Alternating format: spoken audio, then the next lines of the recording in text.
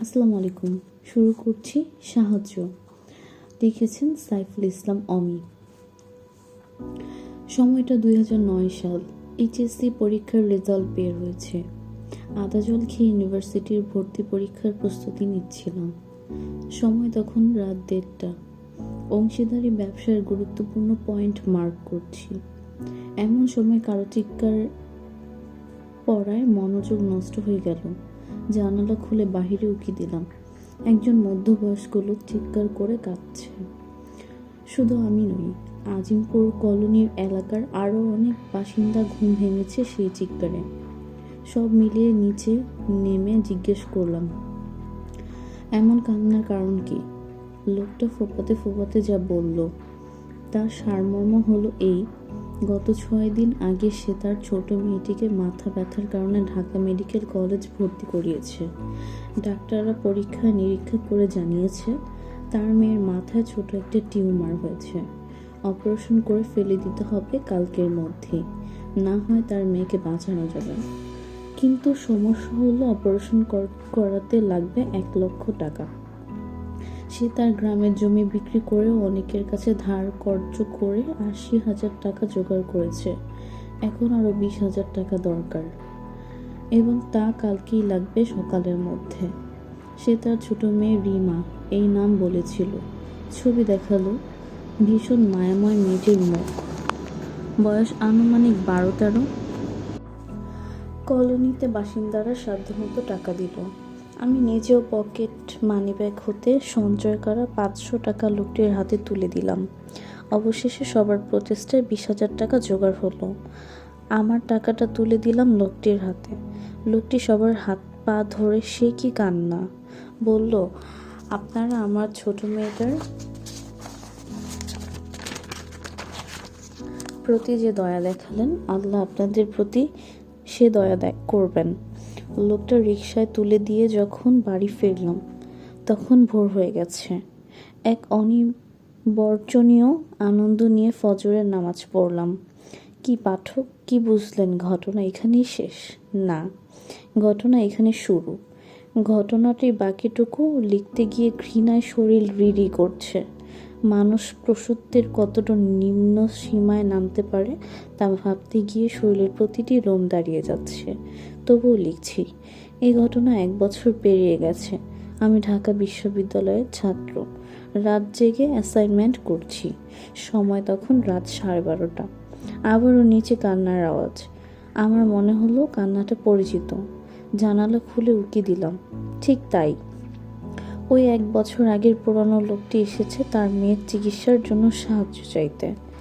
এক কথা চিৎকার করে বলছে, আমার মেয়ের ঢাকা মেডিকেল কলেজে ভর্তি, আগামী সকাল অপারেশন, 1 লক্ষ টাকা লাগবে। আমি 80,000 টাকা জোগাড় করেছি, আর বাকি 20,000 টাকা না হলে আমার মেয়ের ব্রেন টিউমারে মারা যাবে। ততক্ষণে আমি সহ এলাকার প্রায় সব বাসিন্দাই বুঝে ফেলেছে লোকটা একটা পিওর বাটপার। কেননা 1 বছর আগে সেই স্মৃতি সহজে পোড়ানো হয় না। আমি সহ অনেকে বাসিন্দারা নিচে নেমে এলো বাটপার লোকটাকে শাস্তি করার জন্য।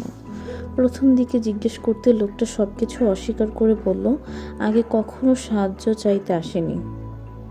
পরে বাসিন্দাদের মধ্যে একজন পুলিশ অফিসার, বাচ্চু আঙ্কেল, পুলিশি কায়দায় কয়েকটা চড় থাপ্পড় লাথি দিতেই লোকটা যা বলল তাতে আমি সহ অনেকেই গায়ের লোম দাঁড়িয়ে গেল।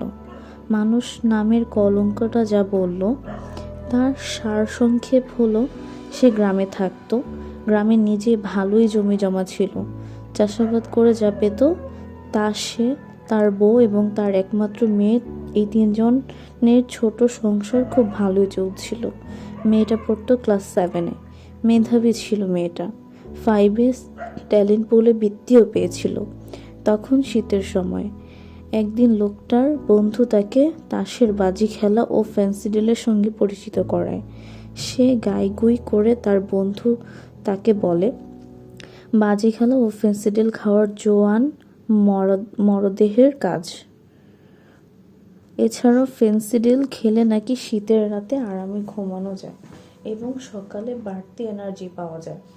এভাবে প্রথমে ফেন্সিডিল এবং আস্তে আস্তে হেরোইন, লালবড়ি, ইয়াবা সহ পরিচিত এবং অভ্যস্ত হয়ে পড়ে সে। এর সঙ্গে নিয়মিত তাসের বাজি খেলাও ছিল। এভাবে দুই খারাপ নেশায় পাল্লায় পড়ে বছর খানেকের মধ্যে সব টাকা পয়সা ও জমি জমা নিঃশেষ হয়ে যায়। ইতিমধ্যে তার বউ আমি হিরণচির সঙ্গে ঘর করব না বলে মেয়েটিকে তার জিম্মায় বাড়িতে রেখে কোথায় যেন নিরুদ্দেশ হয়ে যায়।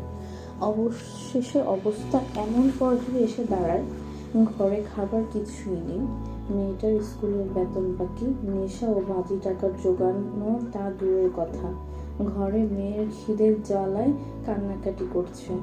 এমন সময় তার সেই সহদর বন্ধু, যে কিনা তাকে প্রথমে মাদক ও বাজির সঙ্গে পরিচিত করেছিল, সে এসে হাজির। ক্রিকিমির সহানুভূতি জানিয়ে বলল, সে যদি লোকটা খুব ছোট একটা কাজ করতে পারে তাহলে তাকে নগদ 25,000 টাকা এবং 4টা ফেন্সিডিলের বোতল দেবে।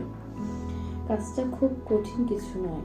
একটা মালদার পার্টি তার মেয়ের সঙ্গে রাত কাটাবে। সে পাহারা দেবে যাতে বাইরে কেউ বিরক্ত না করে।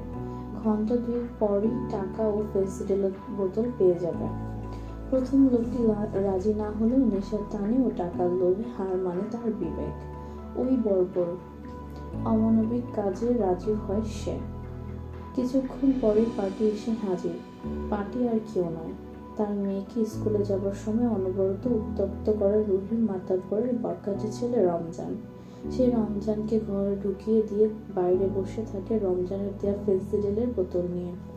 প্রথম দিকে তার মেয়ে ভীষণ চিৎকার করলেও রমজান যখন বলল তার বাবা তাকে 25,000 টাকার বিনিময়ে 2 ঘন্টার জন্য তার কাছে বিক্রি করে দিয়েছেন, তা শুনে তার মেয়ে আর প্রতিবাদ করেনি। ঘন্টা 2 পর রমজান প্যান্ট, জিপার ও শার্টের বোতাম লাগাতে লাগাতে অবশিষ্ট টাকা ও বোতল লোকটার হাতে ধরিয়ে দেয়। লোকটা টাকা ও ফেন্সিডিলের বোতল পেয়ে দৌড় দেয় বাজির আড্ডায়। সারা রাত বাজির আড্ডায় কাটিয়ে এসে সকালে বাড়ি ফিরে দেখে সব শুনশান, কোথাও কোনো সাড়া শব্দ নেই। কিন্তু ঘরের ছাদের দিকে তাকাতেই রক্তহীন হয়ে আসে তার। মেয়ে রিমা ঘরের আড়ায় সঙ্গে দড়ি দিয়ে গলায় ফাঁস নিয়েছে। পাড়ার প্রতিবেশী জানায়, আগে কাচের ফ্রেমে বাঁধাই করা মেয়ের ছবি নিয়ে ঢাকার পথে পা বাড়ায় সে। এরপর মেয়ের ছবি দেখিয়ে অসুস্থতার কথা বলে জনগণের সরলতার সুযোগ নিয়ে টাকা হাতাতে থাকে এবং তা কয়েকদিনের মধ্যেই ফুঁকে দেয় বাজি ও নেশার আড্ডায়। লোকটার কথা শুনে সবাই হতভম্ব হয়ে পড়ে। কারো চোখ দিয়ে টপটপ করে গড়িয়ে পড়ে অশ্রু। একটি মেয়ের কাছে সবচেয়ে নির্ভরযোগ্য ও নিরাপদ মানুষটি হলো তার বাবা।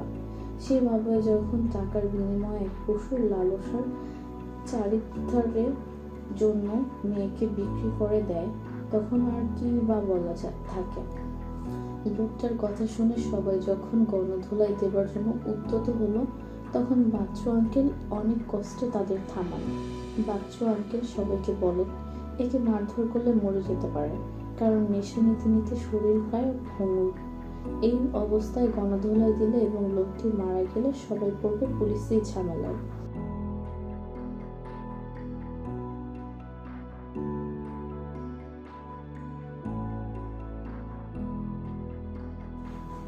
এই ঘটনার পর কেটে গেছে 2 বছর। উইনার বাসে করে মহাখালী থেকে ধানমন্ডির দিকে যাচ্ছিলাম। জ্যামে বাস আটকা পড়বে। পাশের বাসের দিকে তাকাতে আমার চক্ষু স্থির।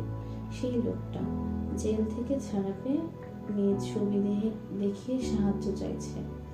শায়েস্তা করার জন্য যেই বাস থেকে নামতে যাব, এমন সময় ছেড়ে দিল জ্যাম। আমিও বাসের সিটে গা এলিয়ে চোখ বন্ধ করে রইলাম। চোখের সামনে কেবল ভাসছে চুলে বিনুনি করা ছোট্ট মেয়েটার মিষ্টি মুখ।